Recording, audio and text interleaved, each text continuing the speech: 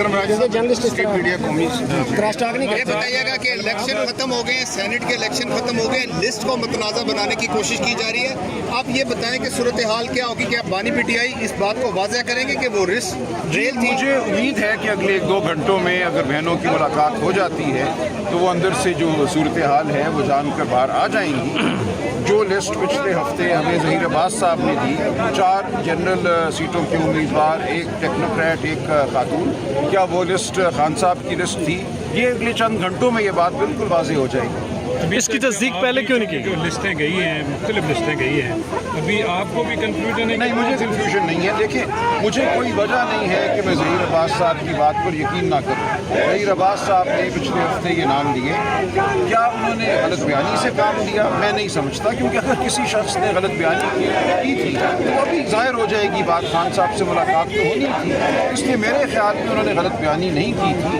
بہرحال آج بات واضح ہو جائے گی. معاملہ جو تھا، جیسا کہ میں نے ابھی عرض کیا، وہ صرف 5ویں نشست کا تھا. جنرل 4 نشستیں جو تھی وہ 4 نام کے ظہیر عباس صاحب لے آئے تھے، لیکن پارٹی کے اندر یہ مکالمہ تھا کہ ہمیں ایک 5ویں نشست کے لیے بھی لڑنا چاہیے، اور وہ 5ویں نشست ایک پارٹی کے عام ورکر کو دینی چاہیے. یہ تھا پارٹی کے اندر مکالمہ. پارٹی کے اندر صحیح ریئیکشن آ رہا ہے. جو معاہدہ ہوا ہے اپوزیشن مجھے کے بڑی ساتھ، خوشی ہے. یہ کہا بڑی جا رہا زندہ پارٹی ہے. ہے، یہ کہا جا رہا ہے یہ فارم 47 اور 45 ایک ہی پیج پر آ گئے ہیں. اس پر کیا کہیں؟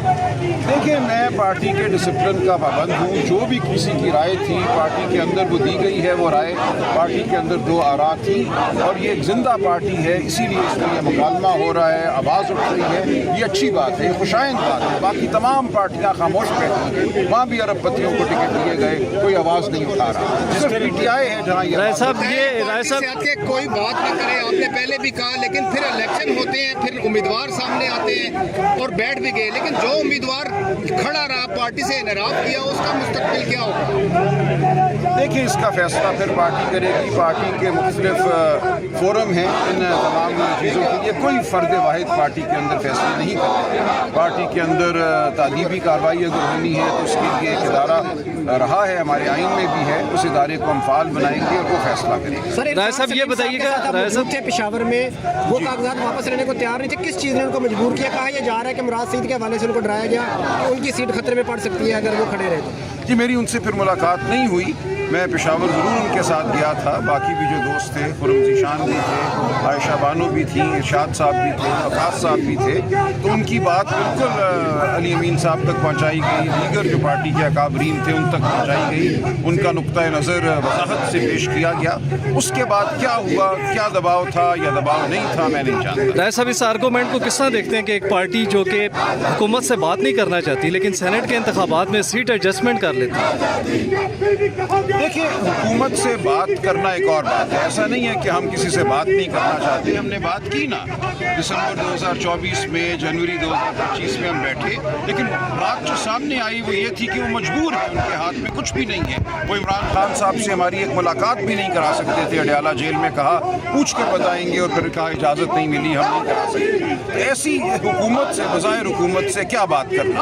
جو سینٹ کا الیکشن ہوا، میں نے عرض کر دیا، اس حوالے سے 2 آراء تھی کہ کیا یہ سیٹلمنٹ کرنی چاہیے یا الیکشن لڑنا چاہیے، اور پوری طریقے سے 2 آراء تھی.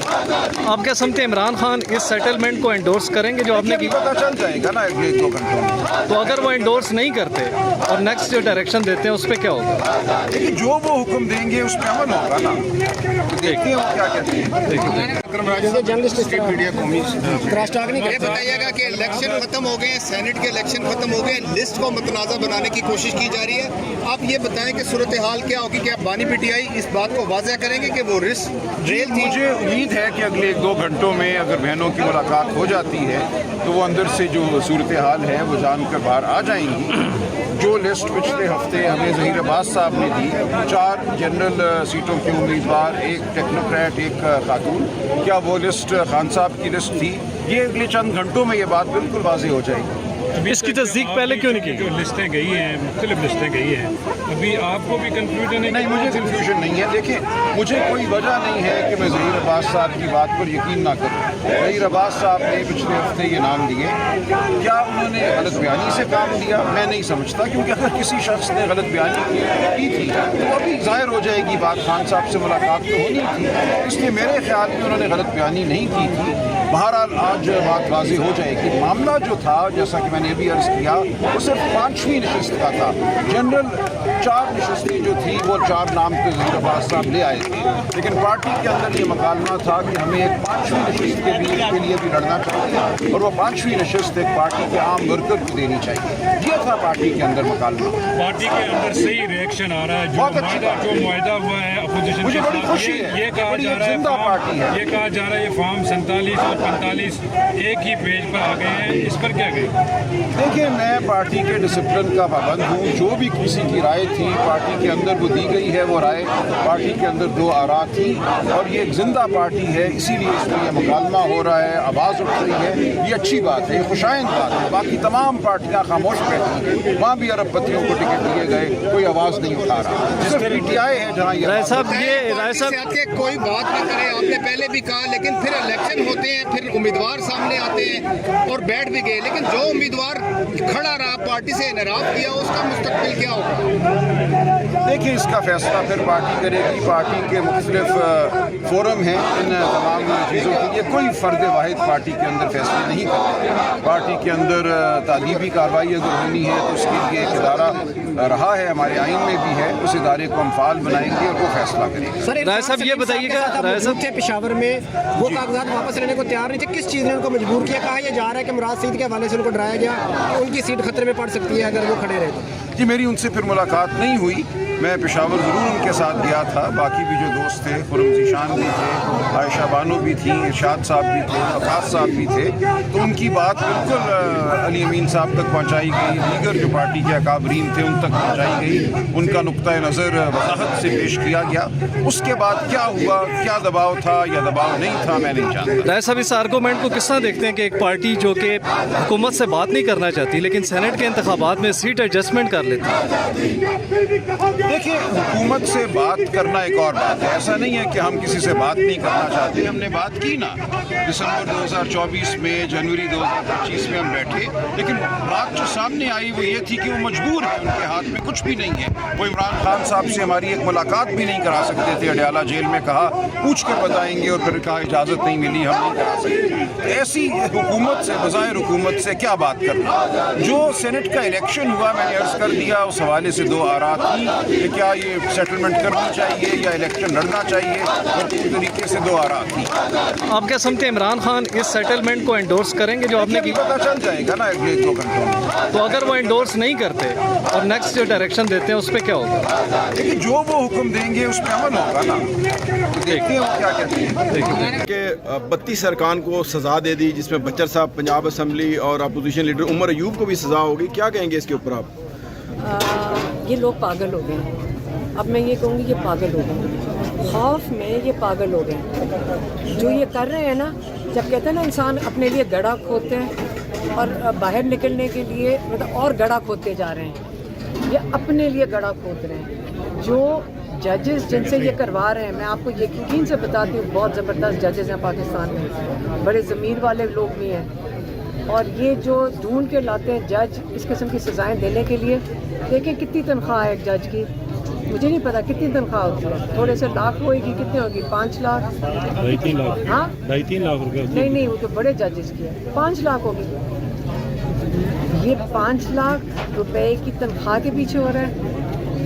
ये 5 लाख रुपए एक बंदे की तनख्वाह। एक ASI ने, जिसने कहा मैंने मेज़ के नीचे बैठ के सुना था ये सारा कुछ, और जिसके पीछे लोग जेलों में हैं और हज़ारों लोग मतलब केसेस का सामना कर रहे हैं, वो बंदे ने पता चला कि वो तो छुट्टी पे था, वो केस ख़त्म हो गया। जो ये ASI है, अब उसकी कितनी तनख्वाह होगी? वो 1 लाख या 1.5 लाख बचाते बचाते इस वक्त पाकिस्तान के हज़ारों लोगों की ज़िंदगियां तबाह करने के लिए ये लोग हैं। ज़मीर ख़त्म हो गया है, अखलाकियात ख़त्म हो गई हैं, सब कुछ ख़त्म हो गया है। इंसान के अंदर इंसान कहे मैं अगर सारे खड़े हो जाएं कि हम नहीं गलत काम करेंगे तो पाकिस्तान ठीक हो जाएगा। आपको लग रहा है कि 5 अगस्त की जो इमरान खान की कॉल है ये सारा उसकी वजह से किया जा रहा है? पता नहीं, ये जो सजाएं दे रहे हैं, सजाएं दे देंगे, सजाएं जल्दी से दे देते हैं, रातों को कोर्ट लग रहे हैं, फिर से इतवार को कोर्ट लग रहे हैं। ये अदालतों को खुद नहीं ख्याल आ रहा। हम इनका एहतराम करते थे अदालतों का, अदालतों ने अपने आप को का मजाक बना दिया, मजाक ही बन गया ना। 10 साल की सज़ा इधर जिसको मर्जी दे दो, मतलब इनको ऑर्डर आता है लिखा हुआ, ये दे देते हैं। जुल्म कर रहे हैं। बच्चर साहब की फ़ोन आई अभी, बच्चर साहब ने क्या कहा आपको? उन्हें बता रहे थे कि 10 साल की सज़ा हो गई है। मियाँ वाली के हमारा है ना, हमारे इलाके का है ना, ये हमारे इलाके के लोगों को सज़ा होगी। अब क्या ये कोर्ट जा सकते हैं? क्या क्या उसके समझ बाद फिर मैं हाई कोर्ट ही जाना पड़ता है, वकील बताएंगे हाई कोर्ट जाना पड़ता सीट भी जा सकती है इस तरह से? है।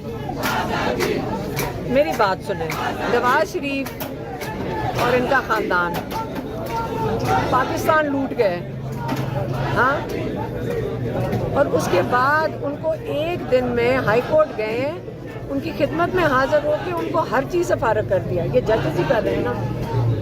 देखें, ये तारीख का हिस्सा बनेगा ये सारा कुछ। जो जुल्म कर रहे हैं, जजेस के हाथों जुल्म हो रहे हैं, ये तारीख का हिस्सा बनेगा। जिनको सज़ाएं मिलनी चाहिए वो हमारे ऊपर थैंक यू।